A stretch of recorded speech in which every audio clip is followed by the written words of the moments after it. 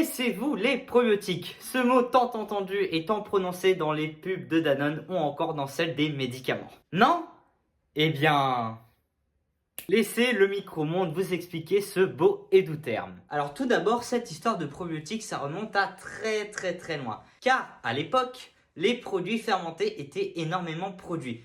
Mais par contre, le terme probiotique n'existait pas encore. Il faudra attendre 1953 où un certain Werner Collat a prononcé pour la première fois ce terme. Et il le définit comme étant des substances actives essentielles au bon développement de la vie. Bon, en vrai, pour une première définition, ça passe. Mais ça reste encore extrêmement vague. Et après maintes et maintes remodelages de la définition au cours de l'histoire, eh bien le consensus arrive en 2001 où la FAO et l'OMS ont décidé de définir les probiotiques comme étant des micro-organismes qui, lorsqu'ils sont administrés en quantité adéquate, confèrent un bénéfice pour la santé de l'hôte. Et là, on est bon. Alors, pour détailler un petit peu plus la définition, quand on parle de micro-organismes, c'est plus souvent des bactéries, des levures et quelques algues. Ensuite, concernant les bienfaits, eh bien ici on est dans le cadre d'une très longue liste. Et pour vous prouver cela, voici un tableau qui récapitule tous les bienfaits que peuvent apporter les probiotiques qui ont bien évidemment été prouvés par maintes études scientifiques. Enfin, concernant les sources de probiotiques, on peut retrouver les boissons fermentées comme le kéfir, le lait, le kombucha, le vin ou encore la bière. Cependant, il n'y a pas que dans les boissons fermentées qu'on peut aussi retrouver les probiotiques, mais aussi dans des aliments fermentés comme le kimchi, la choucroute, le fromage, le yaourt, le miso et plein d'autres. Enfin, il ne faut pas oublier qu'il existe aussi des probiotiques sous forme de compléments alimentaires.